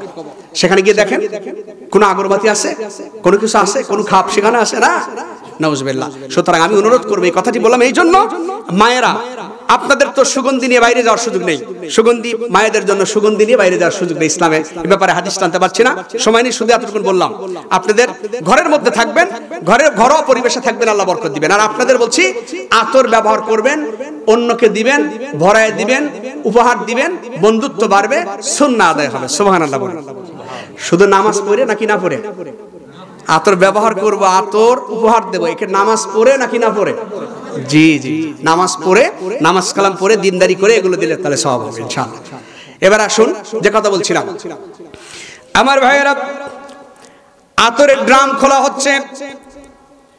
খলিফাতুল মুসলিমিন হযরত ওমর রাদিয়াল্লাহু আনহু তিনি নাকের সাথে যখন রুমাল চেপে ধরলেন, পাশ থেকে লোকেরা ডেকে বলল, ইয়া আমিরুল মুমিনিন, আল্লাহর নবীজির কাছে সাল্লাল্লাহু আলাইহি সাল্লাম, তার কাছে পবিত্র জিনিসের মধ্যে অন্যতম মহব্বতের প্রিয় ছিল হচ্ছে এই সুগন্ধি। হে আমিরুল মুমিনিন, আপনি কেন নাকের নিকট রুমাল চেপে ধরলেন? আমার ভাইয়েরা, আমার বন্ধুগণ, হযরত ওমর রাদিয়াল্লাহু আনহু ডেকে বলেন, যেহেতু, ভালো করে শুনেন, যেহেতু এই আতর এখনো বাইতুল মাল থেকে ভাগ করা হয় নাই, বাইতুল মালের যদি আতর বন্টন হয়, অন্য লোকেরা যা পাবে আমার কলিজার টুকরা আব্দুল্লাহ ততটুকুন পাবে। সুবহানাল্লাহ। আমার ছেলে আব্দুল্লাহ ততটুকুন পাবে, আমি আমিরুল মুমিনিন ওমর রাদিয়াল্লাহু আনহু আমি ততটুকুন পাবো। আমি প্রেসিডেন্ট মনে করে আমার ভাগ বাটোয়ারায় আমার বেশি হবে না, ডাবল হবে না। হাজী সাহেবকে ঠ্যাংটা দিয়ে দাও, আর ইমাম সাহেবকে মাছ মানে গরুর মাথাটা দিয়ে দাও, এরকম বন্টন হচ্ছে না। এর মানে হচ্ছে আমি আমিরুল মুমিনিন, আল্লাহ যদি আমাকে কিয়ামতের দিন প্রশ্ন করেন, হাসরের ময়দানে হাসরবাসীদের সেই কাতারের মানুষদের ভিতর থেকে, হে ওমর রাদিয়াল্লাহু আনহু, লক্ষ লক্ষ মানুষের সামনে যদি প্রশ্ন করে, তোমাকে আমি সবার মধ্যে জনপ্রিয়তা দিয়েছিলাম বলে, অর্ধ পৃথিবীর শাসক করেছিলাম বলে, আতরের ড্রাম থেকে ভাগ বাটোয়ারা হওয়ার আগে তুমি যে সুগন্ধির অংশটুকু নিয়েছো মানুষের সংমিশ্রিত মাল থেকে, সেই হিসাবটুকুন দিয়ে জান্নাতে যাও। আমি সেই পরকালকে ভয় করে আমি আমার নাকের নিকটে, আমার নাকের সাথে রুমাল চেপে ধরেছি। আল্লাহু আকবার। আপনি চিন্তা করেছেন এই ভয়? আলেম ওলামা সহ, আমাদের সহ পেছায় বলছি, আলেম ওলামা সহ, ইমাম মসজিদ সহ, মুসল্লি সহ, নেতাদের সহ এই ভয় যদি কলিজায় থাকতো, আমার দেশটা সোনার দেশে পরিণত হয়ে যেত। কথা বলেন ঠিক কিনা? পূর্ণাঙ্গ আমরা না পড়লেও আমরা আপনারা চেষ্টা করে যাচ্ছি। ভাইরা আমার, সম্মিলিত প্রচেষ্টা এই দেশটাকে সাজান, প্রতিহিংসা পরায়ণের ঊর্ধ্বে উঠে এই দেশটাকে ভালোবেসে সাজান। ইনশাআল্লাহ অচিরেই, অতি সত্বর ইনশাআল্লাহ, আল্লাহ চাহেন তে দেশে আল্লাহর দ্বীনের পতাকা উড্ডীন করে পটপট করে উঠবে ইনশাআল্লাহ। কোন একদিন এ দেশের আকাশে কালিমার পতাকা দুলবে, সেদিন সবাই আল্লাহরই বিধান পেয়ে দুঃখ বেদনা ভুলবে। একাকিনী রমণী পথ দিয়ে চলে যাবে, কেউ কোনো কটু কথা কবে না, অন্যায় জুলুম রাহাজারি অনাচার খুনার সন্ত্রাসী রবে না। সেদিন তো আর নেই বেশি দূরে, আর একটু পথ গেলে মিলবে, সেদিন সবাই আল্লাহরই বিধান পেয়ে দুঃখ বেদনা ভুলবে। জোরে বলুন আমিন, আর জোরে বলুন আল্লাহুম্মা আমিন। ভাইরা আমার, আমি আর আগাতে পারছি না, রাত প্রায় 12টা 3 বাজে, আর 10 মিনিটের মতো কথা বলবো। আমার ভাইয়েরা খুব খেয়াল করুন, বিশাল লম্বা চওড়া আলোচনা কিন্তু শেষ করা তো সম্ভব নয়। আমি আপনাদেরকে বলছিলাম চূড়ান্ত ভূমিকম্পের কথা, এজন্যই টানলাম যে পরকালের ভয় যদি আমাদের থাকে, ওই মহাকালের ভয়, ওই চূড়ান্ত ভূমিকম্পের কথা যদি মনে হয়, তাহলে মানুষের ভালো হয়ে যাওয়ার কথা বলেন, ঠিক না ভাইয়েরা আমার? এরপরে লক্ষ্য করুন আল্লাহ রাব্বুল আলামিন কোরআনে কারীমের মধ্যে কি বলেন আমার বন্ধুগণ? ওই যে সূর্য গিয়ে সাগরে পড়লো, আকাশ ফেটে গেল, জমিন থরথর করে কেঁপে উলটপালট হয়ে গেল, পাহাড়গুলো উড়ে গেল, আর সূর্যে আগুন ধরে গেল, সাগরে আগুন লেগে গেল, সূর্য থেকে নিচের আগুন উপরের আগুন সব মিলে একাকার হয়ে এক বিশেষ ভূমি তৈরির সিদ্ধান্তের দিকে আল্লাহ পাক এগিয়ে যাবেন আমার ভাইয়েরা। কিন্তু এখান থেকে একটি বিষয় হলো, আল্লাহ রাব্বুল আলামিন কোরআনে কারিমে 39 নম্বর সূরা জুমারের 68 নম্বর আয়াতে আল্লাহ বলেন, অনুফিখা ফিস সূরি ফাসাইকা মান ফিস সামাওয়াতি ওয়া মান ফিল আরদি ইল্লা মান শাআল্লাহ। যখন ইসরাফিল আলাইহিস সালাম সিংহায় ফুৎকার দিবেন, আকাশ এবং জমিনের সব কিছু শেষ হয়ে যাবে, সব ধ্বংস হয়ে যাবে, সব নিঃশ্বাস হয়ে যাবে। কিন্তু আল্লাহ যাকে চান, আল্লাহ যদি কাউকে চান বাঁচাতে, তারা ব্যতীত সবাইকে আল্লাহ খতম করে ফেলবেন। ভাইরা আমার বন্ধুগণ, এই পরিস্থিতিতে এই ট্র্যাজেডি যখন হয়ে গেল, বাকি ফেরেশতারা যারা আছে, প্রসিদ্ধ সব ফেরেশতাদের জান কবজ হয়ে যাবে। আপনারা জানেন আল্লাহ পাক ডেকে বলবেন, সবার জান কবজ করার পরে আজরাইলকে ডেকে বলবেন, আজরাইল আয়, এবার তোর নিজের জানটা তুই নিজে কবজ করে ফেল। আজরাইল ডেকে বলবেন, মালাকুল মাউত যিনি, তিনি ডেকে বলবেন, রব্বুল আলামিন এমন জোরে বিকট এক চিৎকার করবেন, বিকট চিৎকারের ভিতর দিয়ে আল্লাহ বলবেন, মুত ইয়া মালাকুল মাউত, হে মালাকুল মাউত তুই মরে যা। তিনি চিৎকার করে ডেকে বলবেন, আল্লাহ দুনিয়ার সবার জান কবজ করলাম, এত কঠিন, আল্লাহ সেই কঠিন থেকে কঠিনতর কাজ হলো আজ আমার জান আমার কবজ করতে হবে।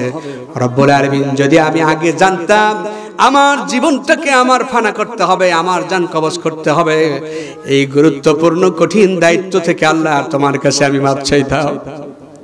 আমার ভাইয়েরা, এদেরও জীবন ফানা হয়ে যাবে। এবারে বলেন, এই জমিনে সব কিছু ধ্বংস হয়ে গেলে ফেরেশতারা আর নাই, এখন দুনিয়ার সব কিছু শেষ হয়ে গেল, অবশিষ্ট আছে শুধু কে? কথা বলেন, আর একটু জোরে বলেন কে? আমার ভাইয়েরা, এই কথাটা আল্লাহ রাব্বুল আলামিনের বুখারীতে বলেছেন। বুখারী হাদিসে আসছে, বুখারী এবং মুসলিমের 5522 নম্বর হাদিস।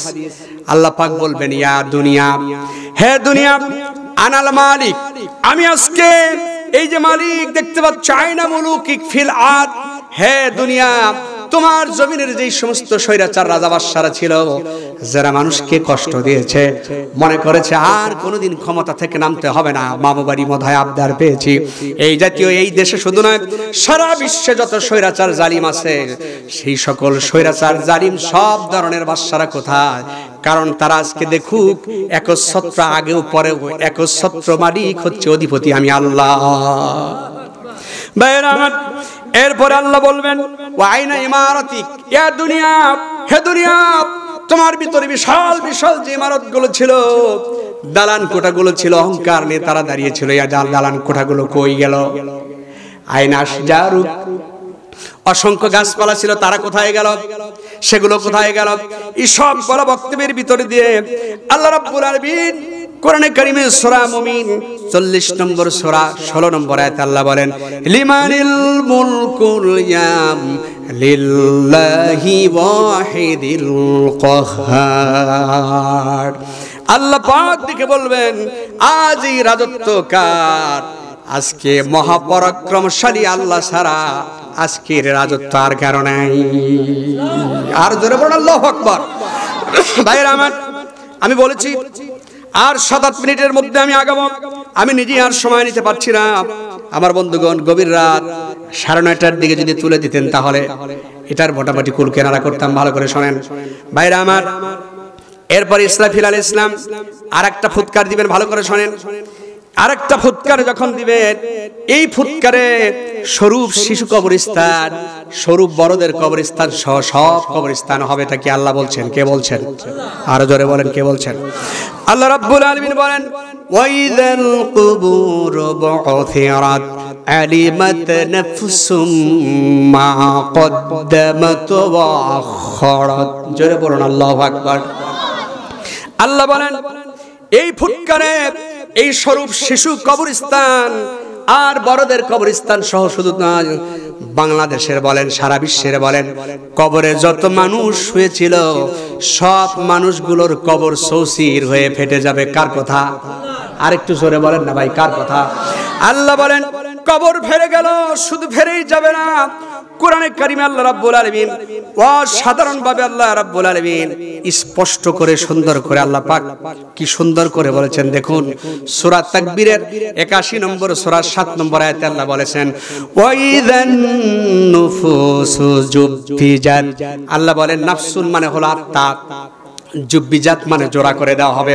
যখন কবর ফেরে গেল, এই কবরে আপনার শিশু শুয়ে, ওই কবরে ওই আল্লাহর বান্দা শুয়ে, আরেক কবরে মুফতি সাহেব শুয়ে, আরেক কবরে আব্দুল হাকিম শুয়ে, আরেক কবরে বাবাজি শুয়ে, সবার কবরের মধ্যে সবার বডির সাথে, শরীরের সাথে, মহিলা হোক পুরুষ হোক, সবার বডির সাথে শরীরের সাথে নাফসুন মানে আত্মা জুড়ে দেওয়া হবে।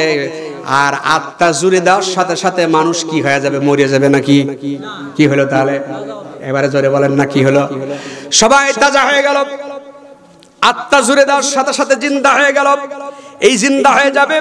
জিন্দা হয়ে যাবার পরে আমার ভাইয়েরা, আল্লাহ রাব্বুল আলামিন বলেন, কবর থেকে উঠেই তারা দৌড়াবে। কেমন করে দৌড়াবে আল্লাহ সে কথাটাও কোরআনে বলেছেন। আল্লাহ রাব্বুল আলামিন সূরা আন-নাবার 78 নম্বর সূরা 18 নম্বর আয়াতে বলেন, ইয়াউমা ইনফাখু ফিস সূরি ফাতাতুনা আফওয়াজা। জোরে বলুন আল্লাহু আকবার। ফাউজনের প্লুরাল হচ্ছে আফওয়াজ, ফাউজনের বহুবচন হচ্ছে আওয়াজ। ভাইরা আমার, এর মানে সিংহায় ফুৎকার দেওয়ার সাথে সাথে কবর ফেরে লোকেরা দলে দলে, ফাউজনের প্লুরাল বহুবচন হচ্ছে আওয়াজ, দলে দলে কাতারে কাতারে মানুষ মাহশারের ময়দানের দিকে দৌড়াতে থাকবে। জোরে বলুন আল্লাহু আকবার। একটু জিকির করেন, মনে হয় কোন তলব সিটি আসছে। লা ইলাহা ইল্লাল্লাহ।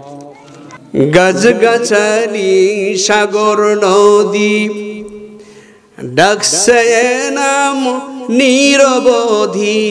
বলুন, গাছগাছালি সাগর নদী জপছে নাম নিরবধি।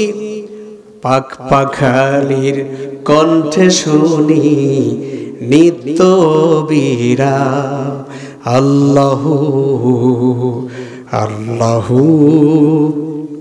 কি যে মধুর নাম, ধরার তামাম মনি মুক্তা, পান্না হীরা সোনা দানা, হয় না যাহার দাম আল্লাহু আল্লাহু। কি যে মধুর নাম, সুবহানাল্লাহ। ভাইরা আমার, তাহলে কি বলতেছিলাম বলুন? কবর থেকে মানুষ দলে দলে কোথার দিকে যাচ্ছে? হাসরের মাঠের দিকে। সুবহানাল্লাহ। হাসরের মাঠের দিকে যাবে। শুধু যাবেই না, এবারে বোঝেন একটা জিনিস। হাটের মধ্যে আছেন, বাজারে আছেন, হঠাৎ করে মানুষ উল্কা বেগে দৌড়াইছে একদিকে, আপনিও দৌড়ালেন। মানুষ কিছু দূর যাওয়ার পর, দৌড়ানোর পরে কবে কিছু লোকজন বলা কওয়া করে, কি ব্যাপার আমরা এত দূর এত জোরে দৌড়াচ্ছি, কেন দৌড়াচ্ছি, ঘটনাটা কি? কথা বলেন ঠিক না? কথা বলেন না কেন?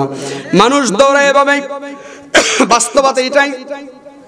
এবার মানুষ যখন যাবে, যাবার সাথে সাথে মানুষের গায়ে কাপড় চোপড় নাই, কোনো পোশাক আদি নাই, সবাই দৌড়াচ্ছে।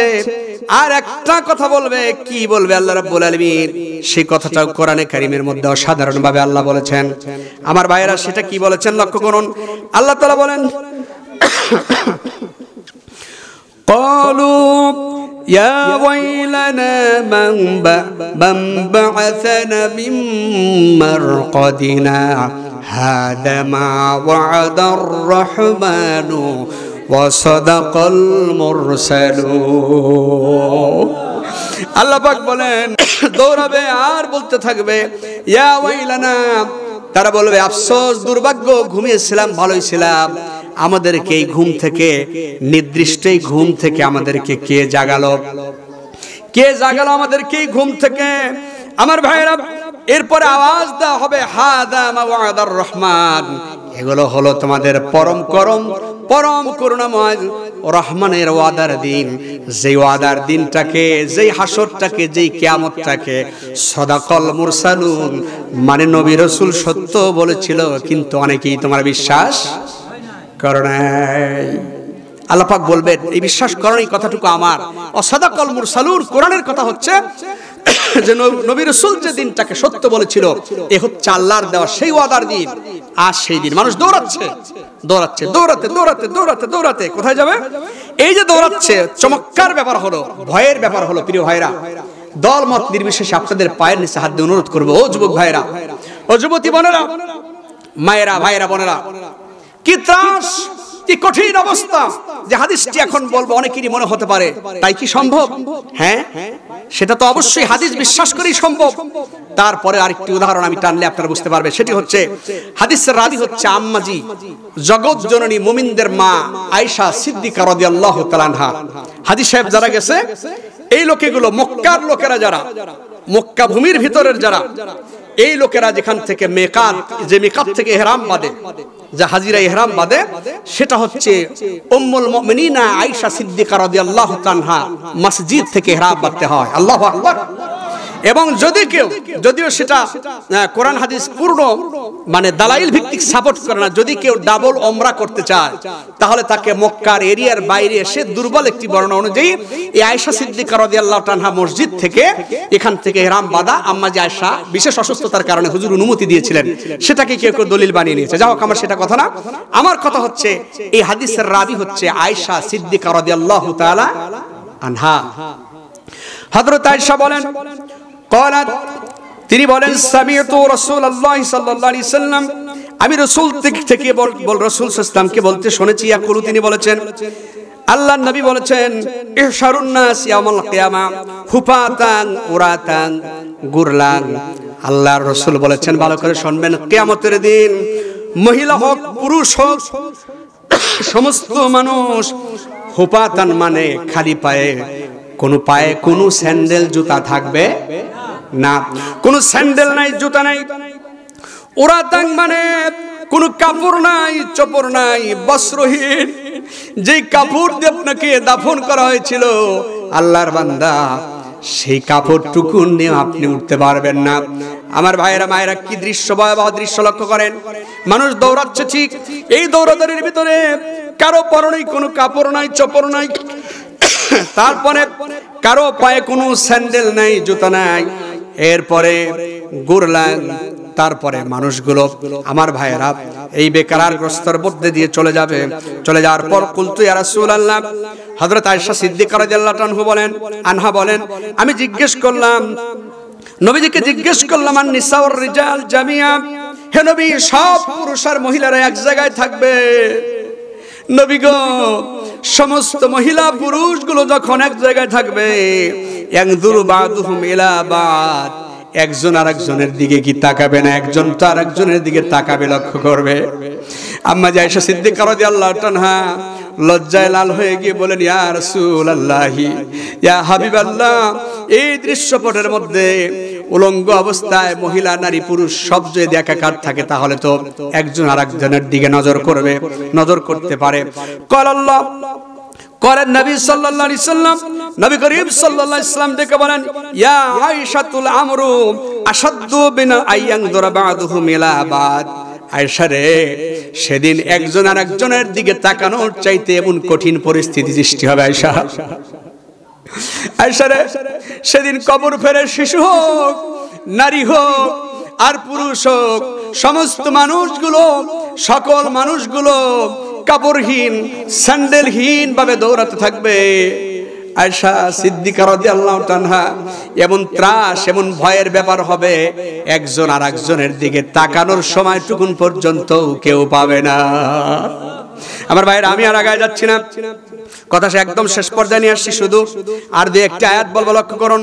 সূরা আল হজের 22 নম্বর সূরার 2 নম্বর আয়াত আল্লাহ রাব্বুল আলামিন বলেছেন, ইয়াউমা তারাউনাহা তাযহালু কুল্লু মুরদিআতিন আম্মা আরদাআত ওয়া তাদাউ কুল্লু যাতি হামলিন হামলাহা ওয়া তারান নাসা সুকারা ওয়া মা হুম বিসুকারা ওয়ালাকিন্না আযাবাল্লাহি শাদীদ। আল্লাহ সূরা হজের 2 নম্বর আয়াতে বলেন, হে নবী আপনি যদি সেদিন লক্ষ্য করেন তাদের দৃশ্যপট হবে এরকম, স্তন্য দাইনি মা, দুধের শিশু বাচ্চাকে যে মা দুধ খাওয়ান, একটু মরিচ বাটতে গেলে চোলার কাজে গেলে সন্তানটা যদি ক্যা ক্যা করে চিৎকার দিয়ে ওঠে, হয় কিনা এরকম কথা বলেন, মা দৌড়ে ছুটে চলে আসে, সেই দুধের শিশু বাচ্চাকে মা সেদিন ভুলে যাবে। আমার ভাইরা শুধু তাই না, গর্ভবতীর গর্ভ খালাস হয়ে পড়বে। আল্লাহ পাক বলেন তাদেরকে যদি লক্ষ্য করে তাকায় দেখেন মনে হবে যেন তারা মাতাল হয়ে গেছে, মদ খেয়েছে।